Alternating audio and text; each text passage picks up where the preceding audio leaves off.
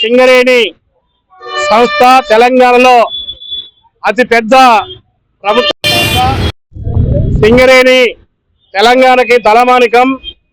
ఈ సింగరేణి సంస్థ పరిరక్షణ సిఐటియు సింగరేణి ఎంప్లాయీస్ యూనియన్ ధ్యేయంగా పనిచేస్తున్నటువంటి పరిస్థితి ఉంది. కానీ ఈరోజు కేంద్ర రాష్ట్ర ప్రభుత్వాలు అనుసరించేటువంటి విధానాలు సింగరేణి సంస్థని సర్వనాశనం చేసే పద్ధతుల్లో, ఆర్థిక సంక్షేమానికి నెట్టేటువంటి పద్ధతిలో ఈ చర్యలు ఉన్నాయి. ఈ చర్యలన్నింటినీ కూడా ఈరోజు సిఐటియు తెలంగాణ రాష్ట్ర కమిటీ తీవ్రంగా ఖండిస్తూ ఉంది.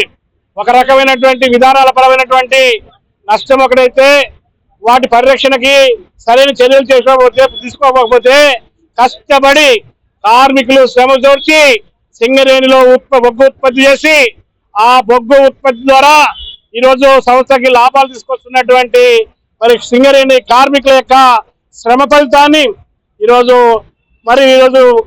రాష్ట్ర ప్రభుత్వం, కాంగ్రెస్ ప్రభుత్వం ఈరోజు కొట్టేస్తా ఉంది. సింగరేణి నుంచి విద్యుత్తుని కొనుగోలు చేస్తా ఉంది.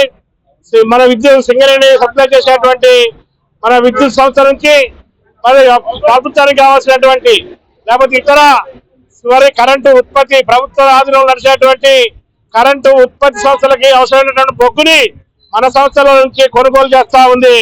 ఇలా కొనుగోలు చేసినటువంటి వ్యాపారం చేసేటువంటి సందర్భంలో ఈ వ్యాపారానికి సంబంధించినటువంటి కొనుగోలుకు సంబంధించినటువంటి 46,000 కోట్ల రూపాయల్ని రాష్ట్ర ప్రభుత్వం చెల్లించకుండా తన దగ్గర పెట్టుకొని ఈరోజు జాప్యం చేయడం మూలంగా ఈరోజు సింగరేణి చాలా ఆర్థిక సంక్షేమంలోకి పోయినటువంటి పరిస్థితి ఉంది. వీటి చెల్లించాలంటే ఇదిగో చెల్లిస్తాం, అదిగో చెల్లిస్తాం అని ఈరోజు దాట వేస్తున్నటువంటి పరిస్థితి ఉంది. ఇది చాలా దుర్మార్గమైన చర్య. తక్షణమే 46,000 కోట్ల రూపాయల్ని ఈరోజు మనకు చెల్లించాలని చెప్పి విజ్ఞప్తి చేస్తా ఉన్నాం. ఈరోజు చాలా విచిత్రమైన పరిస్థితి ఉంది. ప్రభుత్వ రంగ సంస్థల్ని కాపాడాలి, ఆ సంస్థకి అదనంగా బడ్జెట్ కేటాయించాలి. రాష్ట్ర ప్రభుత్వం ప్రవేశపెట్టినటువంటి బడ్జెట్ లో సింగరేణికి అదనంగా బడ్జెట్ కేటాయించి సింగరేణికి తోడ్పాటు ఇవ్వాల్సినటువంటి ఈ ప్రభుత్వం బడ్జెట్ లో అరకొరగా కేటాయించడం కాకుండా ఉన్నటువంటి డబ్బులు తాగేస్తా ఉంది. అంతేకాదు, ఒక మహానుభావుడు చెప్పాడు, అట్టు పెట్టి అట్టున్నర తీసుకుంటారు కొంతమంది. పెట్టేది అట్టు, కానీ ఆయన అట్టున్నర ఒక డబ్బాలు తీసుకుంటారట. సింగరేణి ఈరోజు మరి మనం విద్యుత్ ఉత్పత్తి చేస్తున్న మనం సింగరేణి ఆధీనంలో ఉన్నటువంటి సంస్థ నుంచి మనం ₹5.42 ఒక యూనిట్ ని ఇదే ప్రభుత్వ సంస్థలకి మనం అమ్ముతున్నాం. కానీ మనకు అవసరమైనప్పుడు మనకు క్వార్టర్స్ లకు కానీ, మన సింగరేణి మన కార్పొరేషన్ మరి ఆఫీసులకు కానీ, లేకపోతే మనకు కానీ కరెంటు అవసరమైనప్పుడు మనం ఇక్కడి నుంచి మనం కొనుగోలు చేస్తున్నాం. మన కాడ నుంచి ₹5.42 తీసుకున్నటువంటి కరెంటు యూనిట్ ని మనకి ₹8.65 ఈరోజు అమ్ముతున్నటువంటి పరిస్థితి ఉంది. అంటే ఇది మన కాడ నుంచి తక్కువ సౌకర్యం తీసుకుంటాడు, మన కాడనే తిరిగి ఎక్కువ డబ్బులతో అమ్మేటువంటి పరిస్థితి ఉంది. ఇది దుర్మార్గమైనటువంటిది. ఇది దగాకోరు ప్రభుత్వంగా ఉన్నటువంటి పరిస్థితి ఉంది.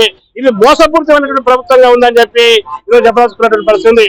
నెలకి 42 కోట్ల రూపాయల్ని మన విద్యుత్ కొనుగోలు చేసేందుకు మరి మన సింగరేణి సంస్థ జెన్కోకి ఈరోజు కడుతున్నటువంటి పరిస్థితి ఉంది. ఇట్లా చూస్తే సంవత్సరానికి ఈరోజు 504 కోట్ల రూపాయలు మనం వీళ్ళకి చెల్లిస్తాం. అంటే మన కాడ మాత్రం ఒక్క బిల్లు కూడా ఒక్క నెల కూడా బకాయి లేకుండా వసూలు చేస్తారు, ముక్కు పిండి వసూలు చేస్తారు. ఒకవేళ మనం కట్టకపోతే మనకి ఇచ్చేటువంటి కరెంటు మొత్తాన్ని ఆఫ్ చేస్తారు, సరఫరా నిలుపులు చేస్తారు. కానీ వాళ్ళు మాత్రం చెల్లించకుండా వాళ్ళు మాత్రం జాప్యం చేస్తారు. ఇది సరైనది కాదు. ముఖ్యమంత్రి గారు చెప్తున్నాడు, ఈ రాష్ట్రానికి వెలుగులు జిమ్మిస్తున్నాం అంటున్నారు. ఏ పట్టణం పోయినా కానీ కరెంటు కాంతులతో ఉందంటూ చెప్తున్నారు.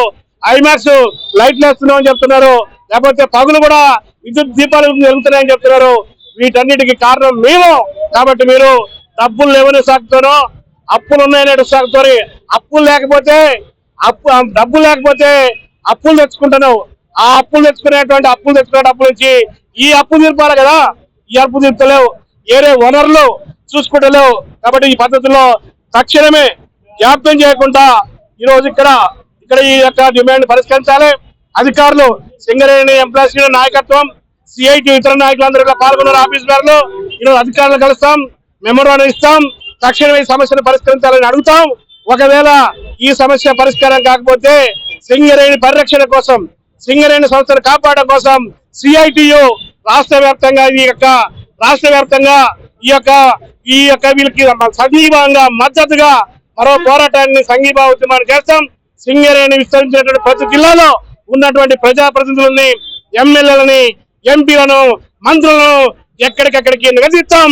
మిమ్మల్ని ఈ సింగరేణి ప్రాంతాల్లో తిరగనీయమని చెప్పి హెచ్చరిక చేస్తూ తక్షణమే ఈ బకాయిలు విడుదల కోసం ఆదేశాలు ఇవ్వాలని చెప్పి ఈ రోజు డిమాండ్ చేస్తూ నేను ముగిస్తా ఉన్నాను.